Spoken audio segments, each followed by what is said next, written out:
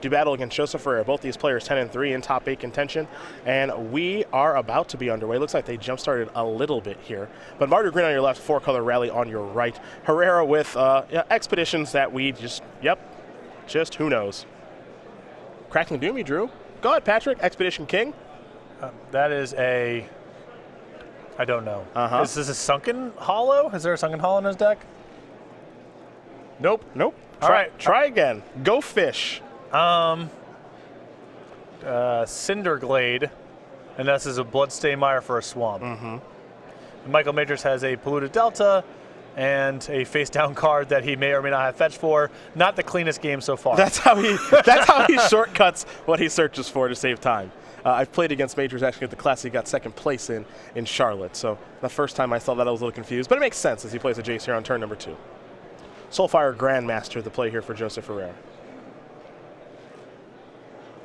Herrera with the swamp. So, okay, that means that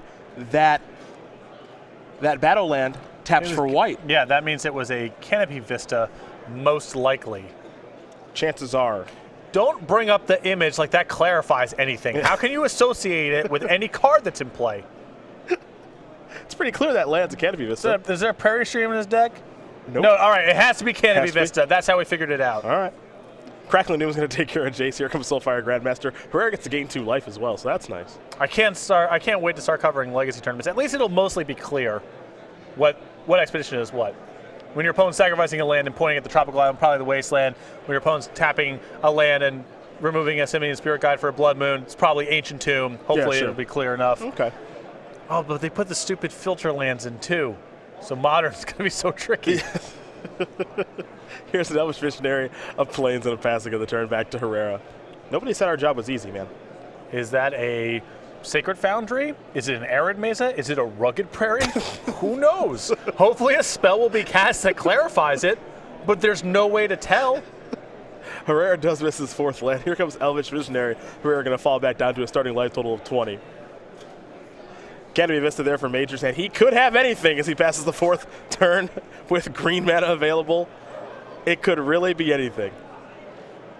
Windswept Heath, by the way. Okay. That's what that is. Here comes Soulfire Grandmaster. Risky business there with that attack.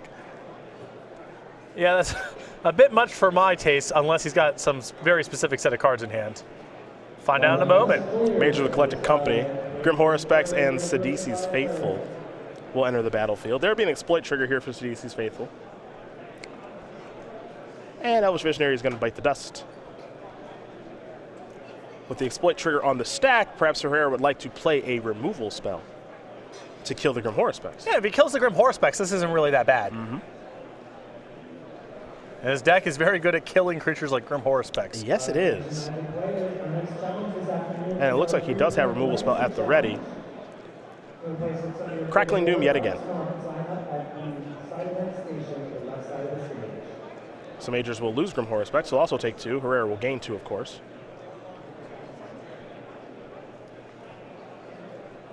Crackling Doom done resolving, so Joseph places it in his graveyard. And now, does Majors want to still exploit? The answer is yes. Seems valuable since Herrera can't recast this turn unless he has a land drop to make. Well, you already played a land. I've already played his land, so can't recast it this turn, and it's another Elvish Visionary in the graveyard for a rally against us down the line. So pretty easy exploit there, even though we could have just blocked the Soulfire Grandmaster. A Flooded Strand, as Majors will fall down to 9. Sunken Hollow is a land that he's going to search up.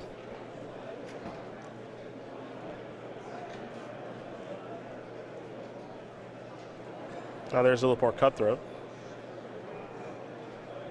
And there's another Zulaport Cutthroat. It's clogging up the works here. Yeah, that's exactly what this deck's trying to do. Is Herrera's going to fall down to 23. On the topic of expeditions, you know they are legal to play in sealed. Mm-hmm. I'm sorry. I know because I cracked a Scalding Tarn. Awesome. Yeah. Great. Apparently this is starting to come up with Strip Mine. Mm-hmm. This is coming up in sealed. Yeah. Ancient Tomb as well. Yeah. Oh yeah. Someone played a turn 3 Thought-Knot Seer. So that's cool. Ancient Tomb providing the colorless mana. Yes. For the Thought-Knot Seer. That's beautiful. Mm-hmm.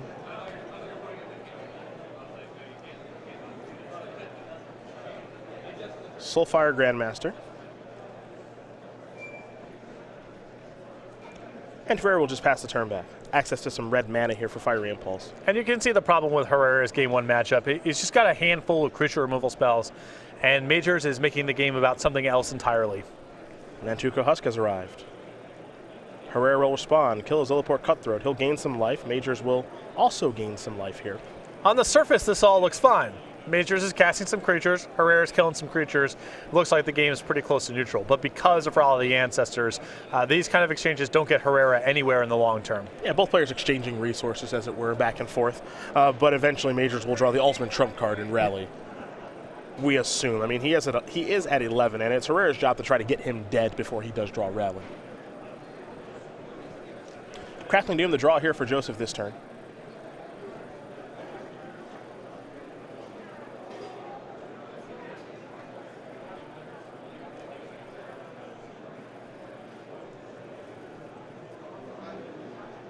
Crackling Doom maybe not going to be cast by Joseph. He's thinking about it.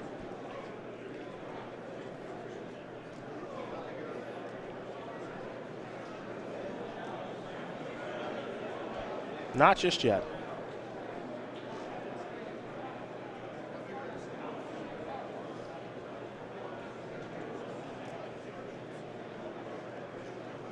There's a Crackling Doom.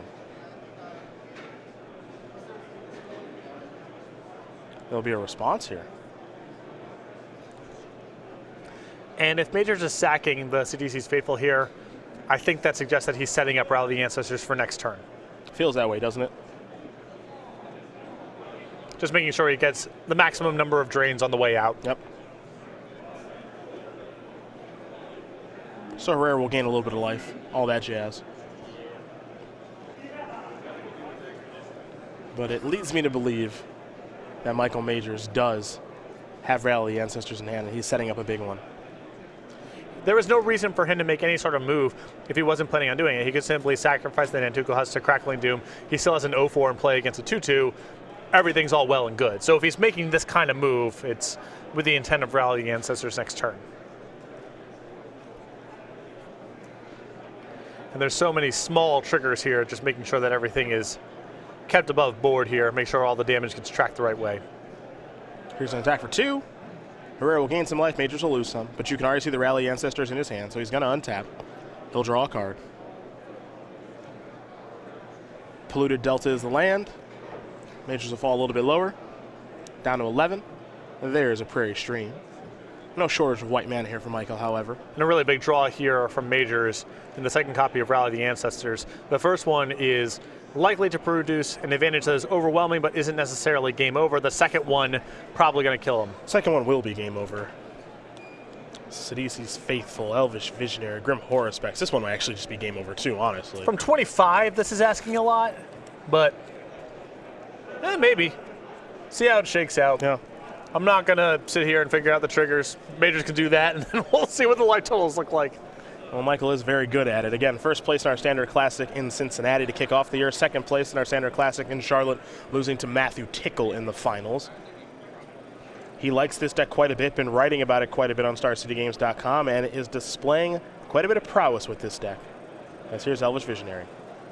He'll draw a card off of that. Grim Horror Specs and all these sacrifice triggers will allow him to do some pretty crazy stuff here as Herrera will take his turn. And you have to believe that Joseph knows he's in some trouble here. Shambling Vent is the land for the turn. And all he can do is pass the turn back. Rally wants to exile some stuff. That effect is on the stack. Majors is going to begin his turn with that on the stack by activating Jace. This will allow Jace to bypass the Rally trigger, as it does transform into the Telepath Unbound. Now Majors will start by sacrificing his Zilliport Cutthroat. Be a little drain along with a trigger here from Grim Horror Specs to draw a card. Pick up another copy of Rally of the Ancestors. The Zilliport Cutthroat will be sacrificed yet again. I think Herrera's just trying to figure out exactly what's the best place to make a move here, but I'm not sure that there actually is one. There's no effective way to really stop what's going on in the middle here and trap him.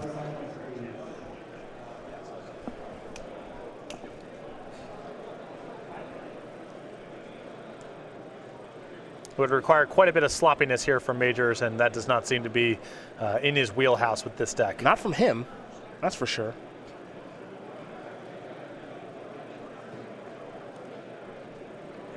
Here's Obzon Charm. Well, I'll just sacrifice that.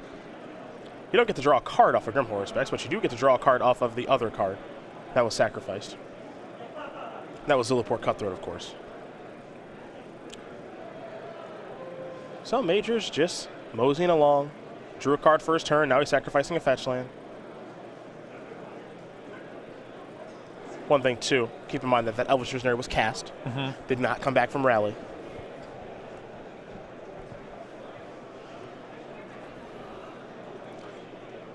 Now here's Catacomb Sifter. Very impressive to see the speed and confidence with which Majors are going through these triggers. We see a lot of these players sort of fumble around, take their time resolving the triggers. Majors is very, very sharp with this. Here's Elvish Visionary as well. You saw Ailey, the Eternal Pilgrim. Jace will take up, slow down Soulfire Grandmaster. And now let's go back Joe Herrera's way, see if he can have a turn that good. Assuming he drew another piece of spot removal. I think you're probably right. Perhaps a card that allows him to draw 2 cards. Just curious exactly what Ailey, the Eternal Pilgrim, does do. And for those of you at home who aren't aware, we can certainly bring it up for you. I think I might got this one. Yeah? All right. Black-White Legend, 2/3 Death Touch. Pay 1, sacrifice another creature, gain life equal to toughness. Pay Black-White 1, sacrifice another creature, exile non-land. Do this only if you have 30 or more health. Life.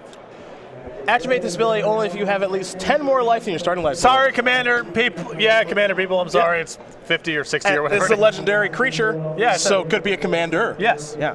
Just making sure that you know, that I know, that you know, that I know, Yeah. that they know, that we know.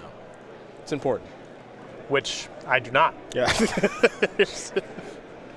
Here's a Read the Bones. Trying to claw back in the card advantage battle. Yeah. A little draw 2. Ambitious is the word I would use. And you said it right at the top. The game 1 matchup here is very tough for Joseph. If he has a way to attack the spells, if he draws a couple of his copies of Duress, there's some hope here.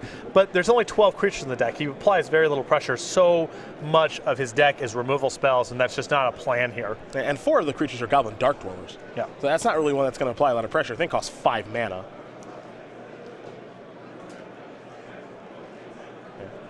Herrera wants to get a good look at the hand before he's going to concede this game, as this one's long. I think that was Majors flashing more copies of Rally in response to the roast there, saying to Herrera, okay, you're going to die next turn, let's move this along. Yeah, if you roast on my creatures, I'm going to rally, get some stuff back, make this even worse for you. Herrera is aware of that, he will concede the game. So Michael Majors will win game number 1 here over Joseph Herrera. 4-color Rally, up a game here over Martyr Green as we take a look at each player's sideboard. And we will start with Joe Herrera, who has an Of Nicholas Reignited, a Virulent Plague, 3 Infinite Obliteration, 3 Anaffense of the Foremost, 3 Transgress the Mind, Dark Petition, Utter End, Dragonlord Atarka, and a Painful Truth. Some stuff to like here, some stuff to improve the matchup. The 3 copies of Anaffenza, I believe, will be coming in here. The 3 copies of Transgress the Mind are solid. Infinite Obliteration is a card that is controversial in the 4-color Rally matchup. Michael Majors has actually called it out in an article as a card he's fine to play against. I think it's very powerful here, but some people like it a lot here to try to attack cards like Zulaport, Cutthroat, and Nantuko Husk, break up the combo. On the other side of things here for Michael Majors, 2 Hollowed Moonlight, 3 Murderous Cut, 3 Dispel, 2 Disdainful Stroke, 2 Duress, and 3 Irrational. I think we're going to see kind of standard stuff here. Some mixture of Dispel and Duress to fight over things like Hollowed Moonlight or just card draws and removal in the event that Herrera doesn't have it, and 3 copies of Murderous Cut in case something like Anaffenza shows up on the other side. And we can see that it will. Either that Anaffenza, or also this is a deck Herrera's playing that has access to a card like Kalidas as well. Yeah, so. we've seen that as sort of a different version of Anaffenza for decks that don't necessarily have Obzon mana. Herrera's deck could have either or both, and as a result of that, Majors will probably bring in the Murderous Cuts. These players will shuffle up, sideboard, all that good stuff. Game number 2 will be underway here in just a moment. While we wait, SCG Game Night's what we're talking about, where in the month of January you can get our good friend, a Grizzly Brand. So every month, Star City Games produces new kits with pins and tokens we send out to the stores that are signed up for Game Night. Game Night can be run any day of the week, sanctioned or unsanctioned, any format. Just get players in your store on a regular basis for some fun and friendly magic. This is the January kit. Coming up soon is February, Magus of the Moo, and the March kit we have as well, Grim Lobomancer. Still getting my tongue wrapped around that one. It's a little bit of a tongue twister for me. You made it look easy. Getting there. Anyhow, StarCityGames.com/game night for more information. Find the game night closest to you. Stores you want to get signed up. Contact your Star City Games in-store play representative. Game number 2 about to be underway here between Michael Majors and Joseph Herrera. Michael Majors, number 22 on our Season 1 leaderboard. Bit of a run for the youngster. I say young, he is 24. That's young, right? Technically? For Magic years, it's not that young. Yeah? It's like middle-aged. Fair enough. Evans, Georgia, from around the area. Actually, he came down a couple days early so he could say hi to the old parents before doing battle here. And it looks like he might have open top 8 number 6 on the way. One open win that we saw a few years ago. An avid reader, an amateur kayak enthusiast, and aspires to own an Applebee's franchise in the future, or as he calls it, Club Bees. I occasionally, after events, get a text from Michael Majors that simply says Club Bees ? Yeah. The question, that's a shortening of the question, do you want to meet me at the closest Applebee's where I'm going to be for the next several hours? Yes, he is now a Roanoke native. He is working for Star City Games, producing content and having fun with Jerry Thompson. And Majors and I actually live pretty close to each other. I'd say, honestly, about 2 minutes apart in different apartment complexes. And we also live very close to the club. Club Bees. And so he is consistently asking me on a daily basis if I would like to go to the club. And, well, I've kept saying no, but maybe I'll indulge him one of these times. It's interesting, because I would describe Michael Majors, even though he's fairly young, as a man of taste. Yes. Very tasteful person. Yes. So I'm not trying to denigrate Applebee's here. No, but it's just sort of outside what I typically expect of Michael Majors' interests and things he's a fan of. Well, again, he really just likes the club. Yeah, he loves the club. So he's found something that works for him, and in life, that's important for everyone. Herrera will be on the play here for game number 2. He'll start with an unreadable card that Majors actually has to even look over. And apparently, it's a Cinderglade. All right, well, let's go with that for now. Majors with an Evolving Wilds. Gonna search up a basic land. It was a swamp. Wooded foothills there from Herrera.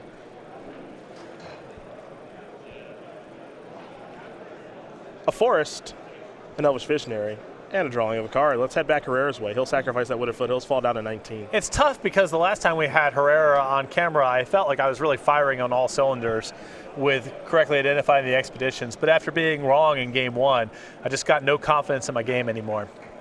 You were doing good. I felt like I was doing pretty good, you know? And then what? Then I'll go with Canopy Vista.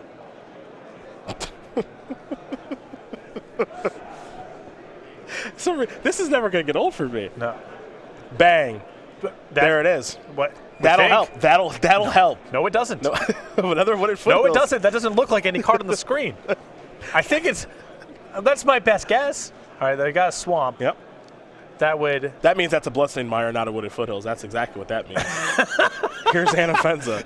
Yeah, that is clearly what that means. Non-expedition Anafenza. Yeah.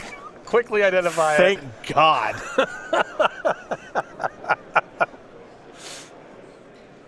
Here's a Flooded Strand. That's a Murderous Cut.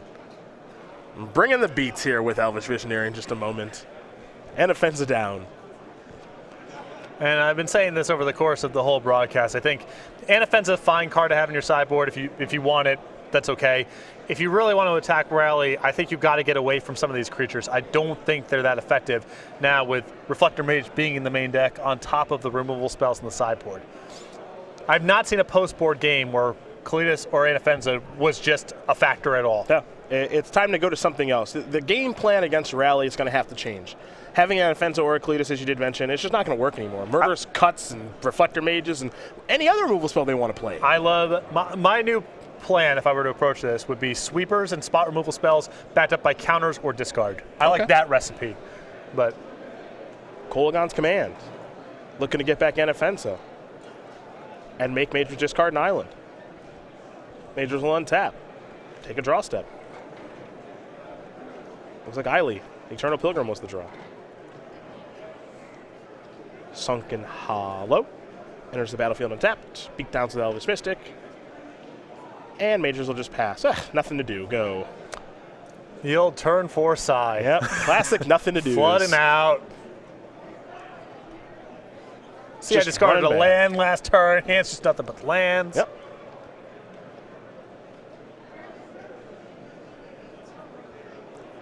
for Herrera.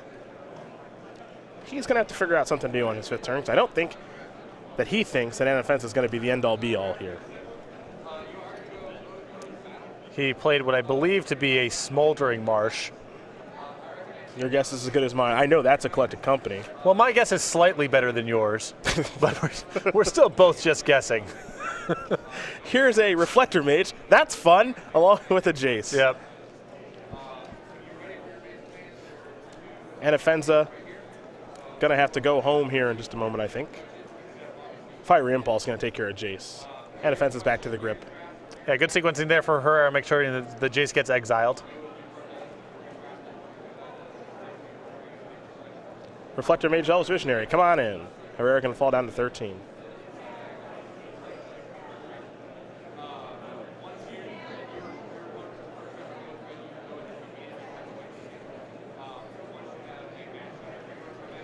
And now, Eternal Pilgrim, pass that turn back.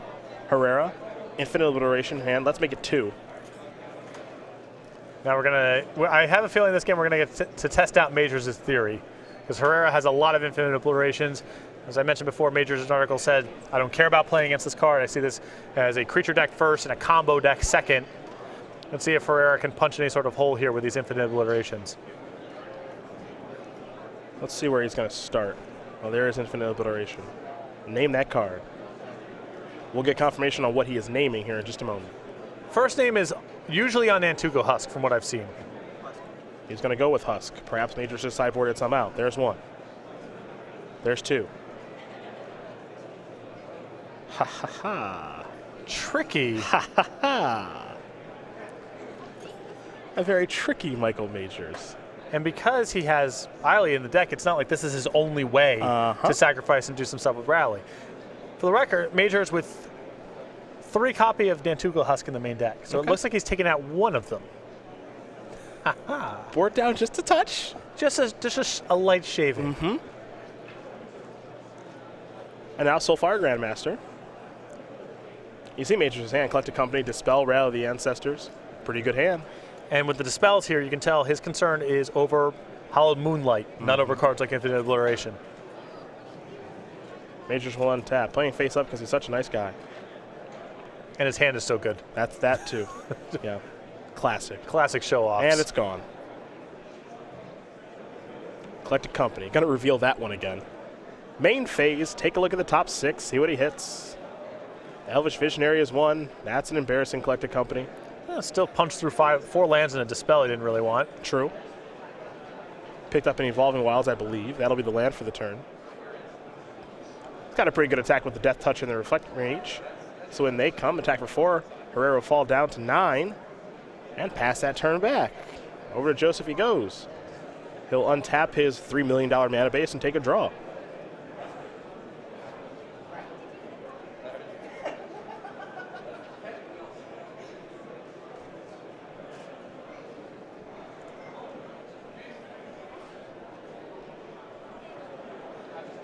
Joe going to shuffle the deck there from the Evolving Wilds to be sacrificed. Major is always trying to save time. Got to finish these matches.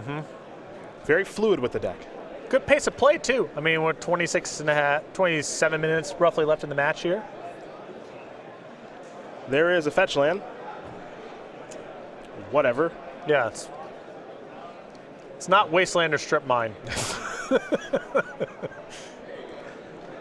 And now a battle land. This is where you chime in and tell us which one it is. It's Smoldering Marsh. Okay.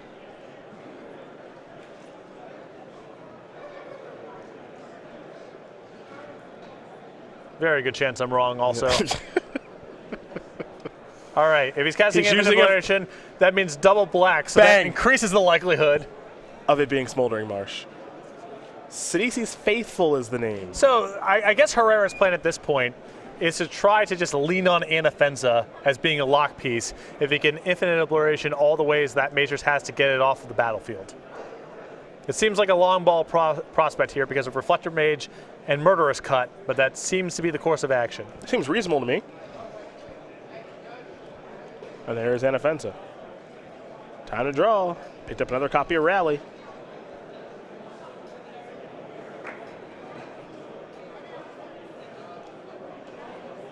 The Eternal Pilgrim with its death touch coming into the red zone. This could be a problem here. Because Majors has a backup copy of Eiley.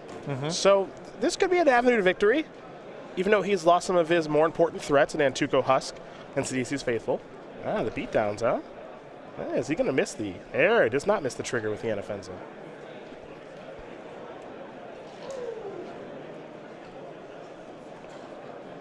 Majors with a gang block. Well, he's got a bunch of dispels in his hand, so. Seems pretty safe to me, right? Yeah. That's just some sort of uncounterable threat we're not thinking of. Soulfire Grandmaster wants to fire Impulse. Well, dispel that. And Joe, you knew about that one. You saw my hand. Yeah, this is really rough here for Herrera because it seemed like he took kind of this long ball strategy in just the hopes that Anafenza was going to lock Majors out of the game once enough of the ways to get Anafenza off the battlefield had been stripped from Majors' deck. So you can't make that attack. You're banking on the Anafenza being a game-winning play. Majors will draw. Another copy of Collected Company. Collected Company on the main phase. Take a look at the top 6. Catacomb Sifter's in there, so it's at least one hit. There's also a Jason and Grim Horror Specs. Murderous Cut as well. Can't take that one, of course. See what Majors deems the most important here. Sifter, Jace. And I like Majors, with no copies of Nantuko Husk left in the deck, makes a lot of sense to de-emphasize Grim Horror Specs because that can just get killed by a shock. By taking Catacomb Sifter, he's got just more stuff in play, more attackers, and with the Jace, if that survives, now he gets to start flashing back Collected Companies, and he can beat Herrera without even having to touch the copies of Rally the Ancestors in his hand. He just gets the chance to just keep on going wide. Just keep on going wide. With Dispel backup. Yeah. Break up any removal spell or any effort from Herrera to get back in the game. Majors will sacrifice Elvish Visionary to Eiley, excuse me. Gain a little bit of life. Get the Scry. Draw a card. Activate Jace. Pluto Delta the draw. Rally the Ancestors he can probably let go here. But I'll go with Pluto Delta instead. Got a lot of extra lands in hand. This is true. Jace starts on 5. It's down to 2. Murderous Cut. Going after you, Soulfire Grandmaster. And the speed with which Majors is doing all of this is very impressive. Not his first rodeo. Trust me. Those classic wins. Well, that one classic win and then runner-up performance in Cincinnati and Charlotte, respectively. Very impressive. Herrera will draw. He'll pass the turn back. And he'll make Majors come across for those last points of damage. That's exactly what Micheal is going to do. Micheal Majors going to win this match here over Joseph Herrera. 2-0. 4-color rally going to get the job done here for Micheal over Mardu Green. That puts him up to 11-3.